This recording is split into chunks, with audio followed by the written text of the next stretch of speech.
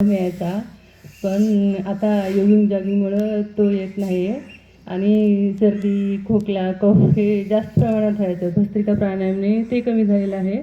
आणि आभाळ आलं की असं डोकं दुखायचं की असं खाली वागते वेळेसुद्धा असं एकदम शरीरामध्ये एकदम हे असं एकदम इतकी तकलीफ व्हायची की असं मी काहीच करू शकत नव्हते.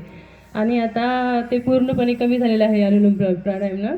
आणि भस्त्रिका प्राणायामनं पण मला खूप फरक पडलेला आहे. असं जास्त वेळ मी काम करू शकत नव्हते. 10 वाजले की बस आळस, थकवा आणि कधी असं एकदम लांब पडावं की असं वाटत होतं मला. आता 2-3 वाजेपर्यंत मला असं इजी मी काही काम करू शकते 4ला उठले तरी.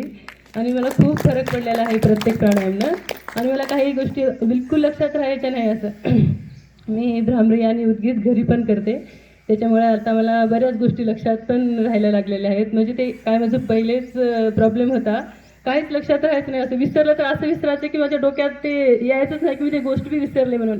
काही गोष्टी असं विसरतात की आपण कधी कोणी आठवण करून द्याल तर तरी लक्षात येते. पण मला तेही लक्षात येत नाही. इतका प्रॉब्लेम झाला होता माझा. आता मला खूप छान प्रमाणामध्ये लक्षात पण राहायला लागले. आणि बराच फरक पडलेला आहे माझ्यामध्ये. हो.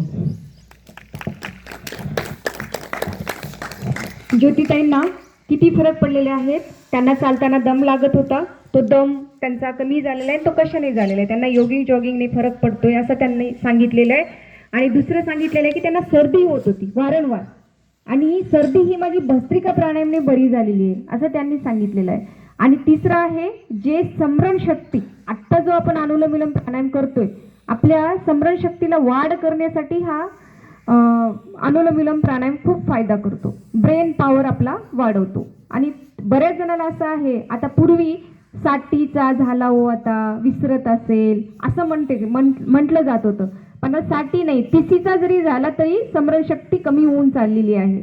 तर स्मरणशक्ती वाढवण्यासाठी सुद्धा हा अनुलोम विलोम प्राणायाम फायदा करतो.